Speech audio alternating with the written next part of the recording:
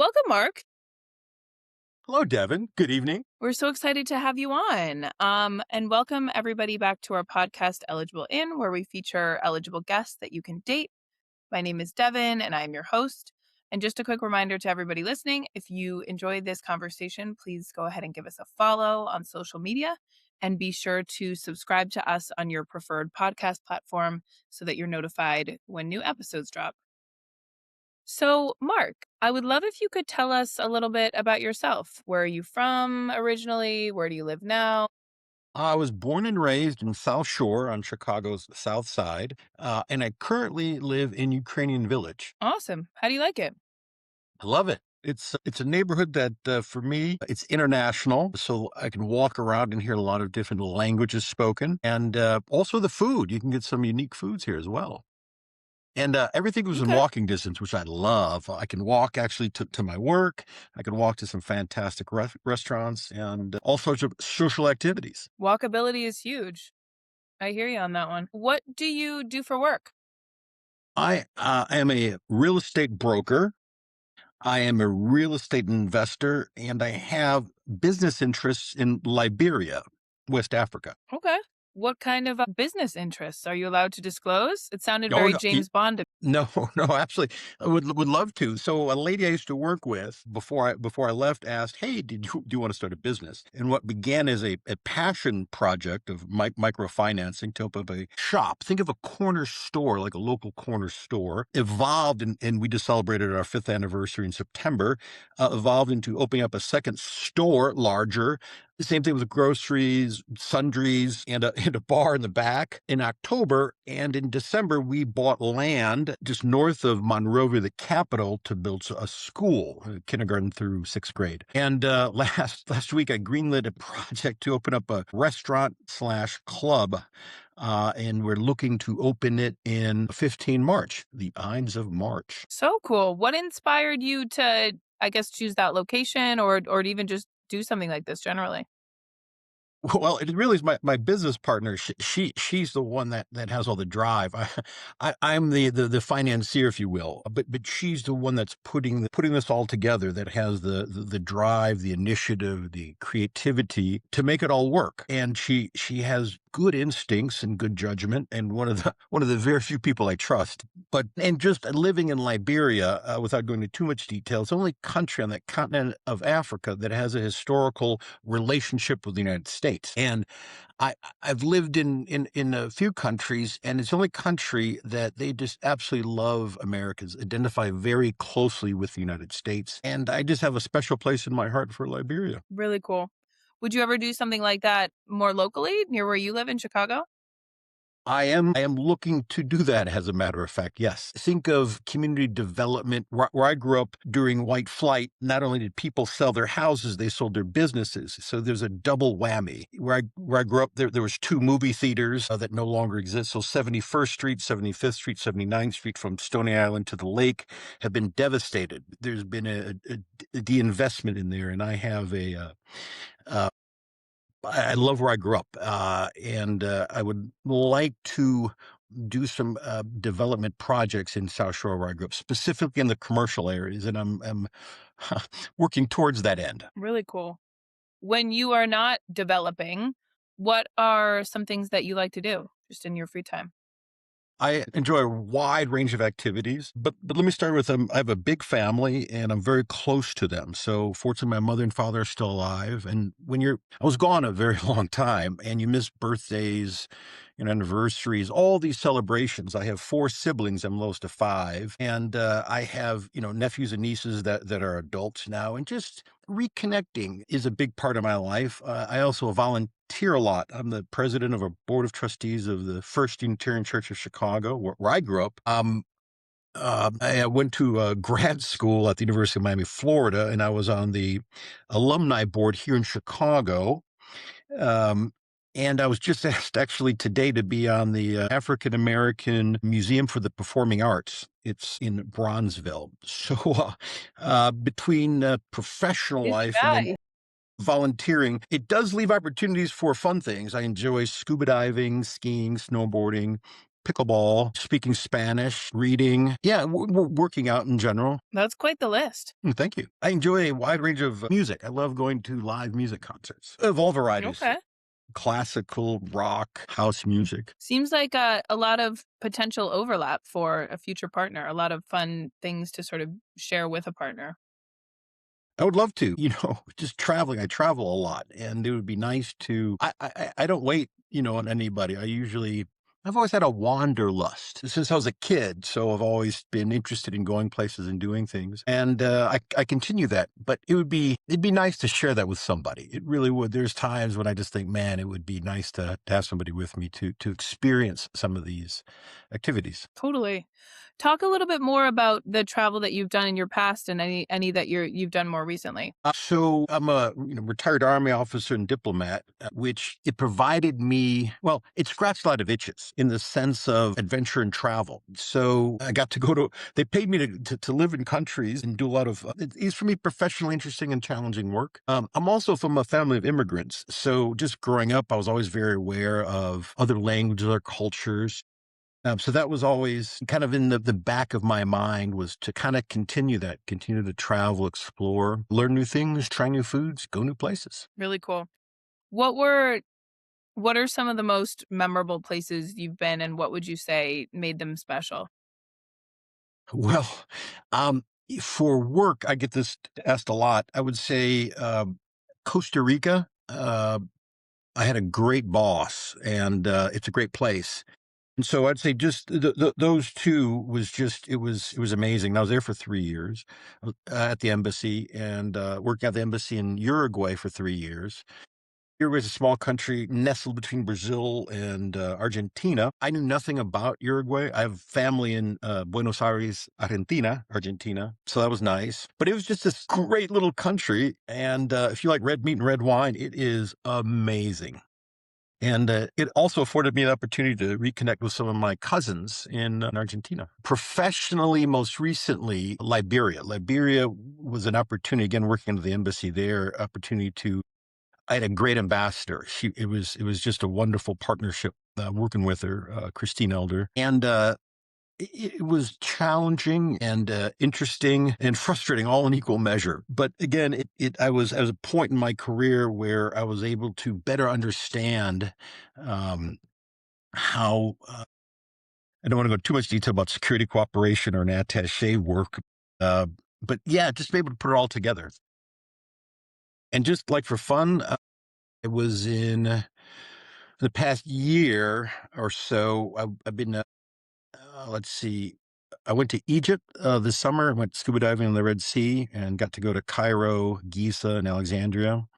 And in March of 2025, I went to Mexico to scuba dive in the cenotes, which are these underground caves and tunnels. And a little over a year ago, I went to Ghana, which I'd been to before, but not for any length of time, and met my business partner over there and had a chance to explore a little bit of Ghana. I go to Miami, Fort Lauderdale, 2, 3 times a year. I lived in Miami for 8 years, and a lot of friends there, my close friends, and I have a goddaughter there. So I was there last month. Also got a chance to scuba dive. And the University of Miami, the U was in the national championship. So yeah, it was I travel quite a bit. Really cool. How do you think all of that travel has changed your perspective on life? I think the singular thing, almost without exception, is people are people. Everywhere I've been, whether it's Afghanistan, Vietnam, Paraguay, Honduras, Guam, Palau. Yeah, people are people. Say all have similar interests. People like music. People like food. They want you to try the food. Yeah, that's the biggest thing. Is we have much more in common as human beings. It's something I've always believed, and it just traveling just reinforces that. Are you the type of traveler who talks to strangers and makes vacation friends, or do you prefer sort of solo solitude time? Well, I think you get the impression I'm pretty outgoing. I'm not shy. Traveling solo affords you the opportunity to meet new people. And I'm always curious. I just have a natural curiosity about life. Yeah, and I'm always interested in engaging and learning. Yep. Are there any sort of like lessons that you carry with you today from your travels? I always try to be a better listener, listen better, because I'm a talker. So I'm conscious that, two ears, one mouth. So I try to listen twice as much as I talk is a big takeaway. And then just keeping an open mind. The reason you travel is to have different experiences, is to go to new places, see new things, try new things. That's probably the biggest takeaway.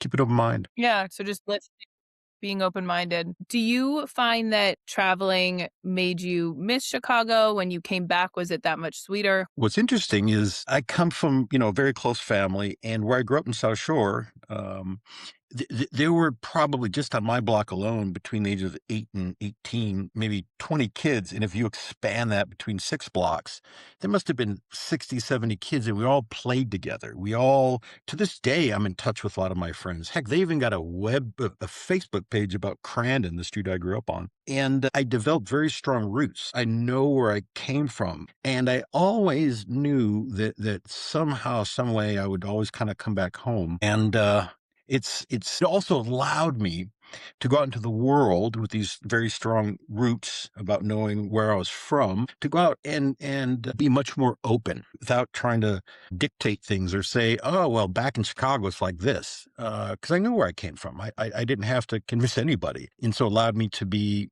maybe a little more open minded. Speaking of being open-minded, when you are planning a date, what does that typically look like to you? Do you have favorite spots that you think of? Do you plan based around an activity? Well, Devin, it depends. It depends, do I know the person? If this is a first time kind of blind date, or is it someone maybe I've known and, someone's setting us up?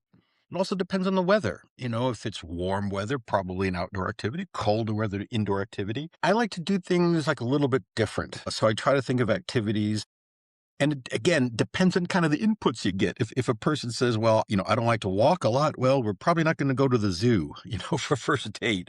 So it really, honestly, it depends. Like, I really can't give you an exact answer because it just depends on the person. And I think that's probably the most important thing is I'd really have to get a little more information, but I definitely have some spots I would love to try. I think going to like the zoo would be interesting. Why? You could walk around, you could talk, and the zoo puts on all these really cool events sometimes. So like the holiday lights would be one example, or downtown in Millennium Park, they have these wonderful concerts. It's also kind of a nice opportunity. You can either sit down, they have seats there, or you can get like a blanket and have a picnic and stuff. It really kind of all depends. Is there a certain kind of person that typically gives you butterflies or certain kind of attributes in a person? Well, again, if the first time you see somebody, even without speaking, for me, there's a certain I like almond eyes, full lips, and more than anything else, sexy. Sexy to me is like cool. You either have it or you don't have it. I don't know how to explain it. And there's a certain way you carry yourself, and it could be a certain energy, but I pick up on those kind of things. There's a certain confidence about yourself, that you're comfortable in your own skin, and that comes out. It's noticeable. Yeah, so part of it's just like and a vibe you give off, Mhm. and that's even before even talking. And then, yeah, Yeah, so like confidence, somebody's energy, that's the kind of thing that you typically pick up on. yes. So you were married before. What did that experience teach you about partnership and what it sort of takes to build a life with someone? Well, it's one thing to be married, and it's one thing to be married in the military. I would just offer it's a lot more difficult to be married in the military. It just is because you're moving every 2 to 3 years. So my ex-wife, she wanted a career and she had to sacrifice a lot. And I think even Mm. understanding and valuing that is important. That's a big first step. And it's something we talked about in our relationship. So I would say learning patience. And again, I can't overstate the importance of listening. When we talk about communication, and I mean really listening, focused listening, and what they're trying to tell you. I think that's really key. Communication is critical in any relationship, and especially if you're married. And we went through things I think that are very unique. I mean, not just married, but even in the military. We did some very unique things together. She was a big part of my life, my career, and we actually got to go to a school together. It's called the Attaché School for for military people. If you're an attaché, you're an accredited diplomat when you're assigned overseas at an embassy. And that was really nice because she got to experience some of the same things I was experiencing. So when we were in a country, she would kind of have a better idea of, what I was doing. And that really bonds you together in certain ways, which are difficult to explain to people that haven't experienced the same sort of things. Yeah. Would you, and you sort of touched on this a little bit, but do you feel like you would be a different partner now to someone than you were then? And in what ways? I think the biggest thing now is before you're always rushing in the sense of you're looking for the next assignment, you're looking for the next promotion. And oops, sorry about that. I feel much more settled now. I know who I am, I know what I want, and I know where I want to go. And more patient. I wish I was like this, 20 years ago, but I'm glad I'm here now more than anything else. Yeah. What does what does sort of love and partnership mean to you at this stage of your life? What are you looking for? I would like to find a life partner. I don't have kids, so I'd like to find somebody that is open to the idea. I think partnership and love are a little bit different. I'd like the whole shebang bang. I would like, romance. I would like dating, romance, butterflies. I want to feel something for somebody. I don't want a roommate. I don't need a roommate. I just want to find somebody that I care about, and we're on the same trajectory, same life trajectory. I think is very important, and part of that is just communicating, just being honest with yourself. First and foremost, you really have to know yourself, and I think as important is knowing what you don't want. That's half the battle in life. I might not know what I might like, whether it's food or travel, but I sure as heck know what I don't like or what I don't want. Love, it's hard to define. I mean, true love, real love it's not the things, it's not when your girlfriend or wife dress up and they look their best. It's the moment when you're frustrated and upset and you still find the wherewithal to continue to work together. That to me is love. That's real love. Not when someone's on their best day and they look great. It's when you're struggling and you still find a way, even when you want to just scream, you just take a deep breath and give them a kiss, before they go out the door, and you work through it. That to me is real love. My parents, I saw this in my parents, and it's a great pathway. I knew what it took to maintain a relationship. And even when they're upset at each other and they give a little, kiss at the door before they left, they never, at least to us, at least to me growing up, they argued and everything, but every relationship that's worthwhile, you're going to find some struggles, but you also find the wherewithal within yourselves to say, you know, we'll get over it. There's some things, most things in life are not as important as other things. Those critical kind of value things. And if your partner, if the person that you're with share those commonalities, it's a lot easier. I think it's a lot harder if you don't have shared values, or you're not on that same path of what you want. If someone wants to be a career person, go in, be there to support them. Go in there with your eyes wide open and be willing to sacrifice some things. That's another thing too, is in life I've learned is in order to get somewhere, you have to give up some things. And I think that's another thing too, is I'm, willing to do that as well. Well, before you're focused on your career and everything else kind of becomes secondary. I hate, it's in the military, maybe in civilian life too, you have to give up some things in order to do other things, but it's that balance. If it's temporary, then it tends to work out. But if it's all me, I don't see that working out at all. So I keep an open mind, and again, just communication is critical in just understanding somebody. And people change. Listen, who you and I are and today was not who we are 10 or 20 years ago. People change, and that's a good thing.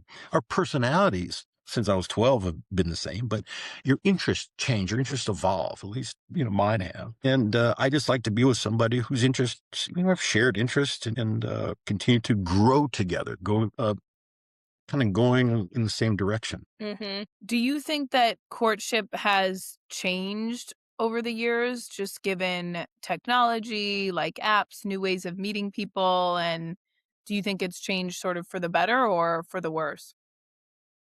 Yes and no. Online dating has completely changed the dating game. because you could invent yourself. You could be a completely different person. You could see someone's online profile and they look completely different in person. I've tried online dating and it wasn't fulfilling. It's an investment of time and energy, and I realized that that's not for me. So I involve myself in activities, volunteering specifically. Oh, I also tutor. I forgot to mention I tutor too, once a week. To do activities where hopefully you might meet somebody that has that shared interest in doing things you would naturally enjoy doing. So I would say Mhm. the online dating thing um, has changed. What's amazing to me is, and this is for about the last 10 to 15 years, and I'd see this both in the United States and overseas. You'd see people, at a date. And you could tell people who are married and who are not. Did people on a date and they'd be on their phones, right, 2 feet away from each other, and there was just no communication. And I think to myself, it's people like to text, and hardly anybody under 40, maybe 45. Everybody likes to text, and to me, it's impersonal, right? It's this, little heart emoji or whatever. I think the biggest thing is, uh, and again, I don't pretend to know. I'm not a psychologist, sociologist, but just things I've noted that there's certain like disconnects. Like people live in their own little bubble world, artificial world, and I choose to live in the here and the now. I want to be present, not thinking about my phone or people putting likes or whatever. It just that doesn't resonate whatsoever with me. So the other part Mhm. about the no part about it, yes, the online I think changed the game to a large extent. But for me, it's the energy part of it. That hasn't changed at all. Hey, if I wanted to go on a date, when I was 20, or 20, when 25, I got married, I was 36. So I was a little older and had a chance to go out and see a little bit and do a little bit. And it's an energy thing. I could tell myself, hey, I can stay home and watch a ball game and eat pizza, or I can go out, I'm not into the bar scene at all, but that's sometimes how you meet people, or go to an event. And a lot of times, it's just not worth it. It's just not worth my time and effort. So a lot of times, I'd rather just stay at home. It's an energy thing. If you go out, and that hasn't changed, at least for me. That's just the amount of time and effort you put into it. But the thing about that, it's random. It's random. Finding the love of your life in a random bar on any given night. Been there, done that. I want to be a little more discerning at this point in my life, a little more focused. And so I'm glad to be doing this just to filter, sift through, some of the anonymity of it all. Mhm. Yeah, be a little bit more intentional. Intentional. Thank you. So we're gonna play a fun little game. Yes. We now know that you've lived a remarkable life thus far. You've seen the world, you have a successful career, and now you're entering a new chapter and ready to share your life with someone. So we want to explore what that next chapter looks like for you. So I'm going to present a bunch of different scenarios and questions about this next phase of life. And you're just going to tell us your thoughts. No right or wrong answers, just your truth. You ready? Let's do it. All right. So the first one we're calling the bucket list. So you've traveled extensively, but if you could take one more trip with your future partner, somewhere you've been before or somewhere you've never been, where would it be and why? South Africa, Cape Town, and Okay. Stellenbosch. Wow, you had that answer lined up. Oh, yeah. I fell in love with Cape Town and the area around there. They have this wine country called Stellenbosch. And specifically, it was kind of, I was living, I was end of my tour, and I knew I was retiring. And we had a conference in Botswana, Harbone, Botswana. And I thought, well, heck, I'm going to do this and then take. And I always wanted to go to Cape Town. I love food, and I heard just wonderful things about it. And so went to Cape Town and just absolutely fell in love with the geography, the people, fantastic food scene, wine, and also Stellenbosch, which is like the Napa Valley of South Africa. It's just gorgeous. The Dutch built this, I didn't know this too, this big university there, and just beautiful, just the geography. Went to the furthest tip, the tip of Africa, explored these national parks and everything and did all these tours. But I didn't do the shark diving, which I wanted to do because I went in the summer, which is the winter there. Went in like July, which is winter in there, Southern Hemisphere stuff. And I didn't do the Robben Island. That's where Mandela was. So there's a couple of things I'd like to go back to. And again, you can't do everything. But I thought if there's one place, like I've never been on a safari. And I've been kind of waiting for that life partner to do something like I've been saving a couple things to share and explore with that person, with that special someone. I love that. Love the idea of saving something that you think could be really special because you want to cherish it with someone. Okay. The next one is, what do you want the next chapter of your life to be about? What do you want to build, create, or experience with a partner? And I know you mentioned some of that being travel, but anything else? Well, Devin, I'm doing it. I'm already building legacy things. Those projects in Liberia, those are legacy projects. Being involved, at my church, I think is important. Again, long-term things. This being on the board for the African American Museum for Performing Arts. This is a new endeavor. We're just kind of, this all happened like today. So early today. So being part of something foundational. I'm doing the things that we're talking about. Even the real estate. I've been a real estate broker for only 2.5 years, but I've been the real estate investor for over 25. Miami, Washington D.C., and here in Chicago, for my own portfolio. So I'm actually doing things that you're talking about, which is exciting. Yeah. If you could imagine a perfect day with your future partner, not a special occasion, just sort of a regular, everyday, beautiful day together, what does that look like to you from morning to night? Wow. If I didn't have to work and it was just a day we could do kind of anything, I think it would be to explore a neighborhood that we don't know. Like start in the morning, have a coffee or breakfast in a neighborhood that we're unfamiliar with. Oh, sorry. Either walk there or bike there, not drive or take a bus. That would be one thing. Explore like a new neighborhood. And let's assume it's summer. So we'd go from there and maybe go to like a museum, like a new museum, something we hadn't been to, and then have a nice late lunch, long lunch. I love long dinners and long lunch. I'm talking 2, 3 hour long kind of things. Those are one of my favorites. Just to savor it, just to talk and eat. And oh, that's one of my favorite things to do. And then kind of continue this to go to the lakefront and just spend the rest of the day on the lakefront, jump in Lake Michigan and watch the sunset and then come home and cuddle and go to bed. Sounds lovely. What at this stage are you looking for more adventure and excitement with someone, or are you looking for more peace and sanctuary, or is it a mix of both? It really depends. I love the life that I have, and I'd like to be able to share it and incorporate joy. Because again, there's if you really want something, you're going to have to give up certain things. It just you do, and that's a toughie because it just depends on the person. It really does. It's Yeah, it depends on the person. I'd have to almost know the person because I can tell you what I would like, and I'm struggling with that, as you can see right here. There's so many variables. I just don't have a good answer for that. That's okay. Yeah. So you would sort of figure that out with a partner. You would, you know, take on that process together. And that's part of life. That's part of the we talk about like mystery. The butterflies go pretty quickly, but those kind of things, growing with somebody, getting to know somebody, that takes time, that takes effort, and I'm up for it. Mhm.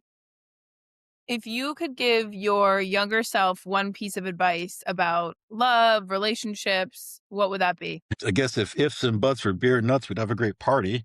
Um, what would I tell my younger self? The biggest difference I would offer between my younger self was I would force things. I would force relationships or force things that weren't natural, and just don't force it. Just if it's not working, don't force it. Move on. That would be probably the biggest thing is forcing things, and it could be professional, it could be relationships that I just some part of my personality is I want everybody to get along. I want everybody to be happy. And just what I've learned is that's not real life. That's not how things always work out. So it's okay to step away. It's okay to say no, and it's okay to continue looking. Yeah. What speaking of saying no, are there things that you've learned that might have been negotiable when you're younger that are non-negotiable now? Everything is negotiable fundamentally. If there's really one thing that I is non-negotiable is intolerance. I'm intolerant of intolerance. That is one clear red line for me. Probably the only one. Yeah. What would you say has surprised you the most about dating at this stage of life you're in? Nothing really. I dated a lot, I before I got married. I was out there. And you gotta remember, I was dating in different countries. I had yeah, I had emotional attachments, lingering emotional attachments, or countries. So, not a lot of mystery there, if you know what I mean, in the sense of I'm happy to be where I am. I don't want to go back. I like myself. I like where I'm going. And that's do you when you feel sort of at home now, what is the home a place? Is it a person? Is it a feeling? For me, if I had to sum it up, it's Chicago. Chicago is the best city in the universe. And I'm biased, of course, but I can't think of a more physical, beautiful city in the world. And I've seen a lot of it. The people we're Midwesterners generally, and there's definitely a Midwestern vibe or culture. We don't take ourselves too seriously, which I love. People are really down to earth for a big city. You could find anything here. So in Chicago, I feel very at home. Now, Mm, obviously, my family, I've been so fortunate, like I said, to have come back and just reconnect with them, my parents, my brothers and sisters, nephews and nieces, even friends. So when you travel all the time, all over the world for as long as I did, it's just coming home here. It's like home. Now, that's not to say I couldn't live other places, but for me, Chicago's home. It's my safe place. The whole city. It's crazy. The whole, just this is where I'm meant to be. You don't try everything. I've tried a lot, and there's so much. You realize the more you do, you realize there's so much more out there. Whether it's places to go, food to try, skiing. There's an you'll never get to it all, which is wonderful too. mhm, It's the ability to keep doing it until you can't do it anymore. And yeah, mhm. If you were to close your eyes now and picture yourself 5 years from now with your partner, what does that life look like? What have you sort of built together? well, I like being married. I really, I did. I guess I do. I like being married. I'd like to be married. I'd like to be in a, formal relationship. I mean, it doesn't have to be married, but I'd like to, at least have a kid or try because I don't want to ever say, gee, I don't want to ever look back 5 years or 10 years or whenever and say, I wish I could have. So I'd like to be married. I'd like to have a kid. Maybe I always thought I'd have 5 kids like my parents, but let's start with one. So maybe, I'd like to be in a committed married relationship. I'd like to have a child or how many? Healthy is important. And living in Chicago. My heart's on the south side of Chicago. Let me tell you something. I still feel a little guilty living in Ukrainian village. I've lived in Kandahar, Afghanistan, Montevideo, Uruguay, Asunción, Paraguay, Tegucigalpa, Bogotá, Colombia, and I feel weirder living on the north side than those other places. Strange. So my heart's always on the south side of Chicago, South Shore specifically, where I grew up. And just to kind of circling back to what we talked about before, I can drive down the street where I grew up and run into somebody I grew up with. There's nothing like that, or somebody's parents. It just doesn't. I don't think it exists many places. What you have, a couple generations, and there's a connectedness. It's hard to explain. It's a special place. I mean, not just Chicago, but South Shore where I grew up is very special to me. There's a place called the Highlands. They have very nice houses there. I'd like to maybe if I had my druthers, I'd like to live there in the Highlands or Bryn Mawr East, where I grew up. In South Shore, it's a neighborhood in South Shore. It's because it's close to the lake. You're 2, 3 blocks from Lake Michigan. You'd be downtown in 20, 25 minutes. There's nothing like it. Nothing like I've ever experienced anywhere I've ever been. Yeah, and doing what I'm doing now, I guess, just kind of professionally, same sort of things. Because I finally found that groove. It's taken me a while, but I'm here, and I'm so happy to be here. And I hope to find somebody out there that shares some of these interests. Mhm. Okay, last question. Looking more toward the future, what makes you excited about love at this point in your life? What's different? What's better? What's maybe possible now that you feel like wasn't possible before? A big part of it's me. I just feel more settled. I just feel like I'm in kind of the right place. Where before, like I said, you're always looking to try to get somewhere else, to get the next promotion, to get the next assignment. And now I am where I should be, where I feel the connectedness to. Hmm. Okay, yeah, big part of just me being thank you, being just more settled, just more comfortable in my own skin. I've always been comfortable, but you really don't realize some of the things that you went through until you're out. And when you transition from career or military to civilian life, you think, okay, it's you tell yourself it's going to be easy, and I retired and divorced within the same 12-month period. My best Mm. friend died suddenly, kind of during that period. Yeah, it was difficult. It was difficult, and there's still things that you try to process. Yeah, so yeah, I'm so happy to finally got here where I am today talking to you Hmm. guys. It's been a journey, not without a few bumps along the way, but I'm here and I wouldn't want to be anywhere else. Yeah. So you're content. You feel settled. Yeah. Before we wrap, is there anything else that you want people to know about you that maybe we didn't cover? Certainly. I'm a very loyal person. I'm a very giving person, honest. I am, how can I put this? I had a boss who didn't see eye to eye. And before, in kind of my exit interview, I think the best thing he could muster up was, Mark, you're the most genuine person I've ever met. And I take that as a compliment. I am who I am. Always have been, and I love myself, faults and all. And yeah, I'm in a good place. And I also want to be of service too. I think being of service and giving back is so critical. And so part of the volunteering is giving back. Like I had tutors help me, so I tutor.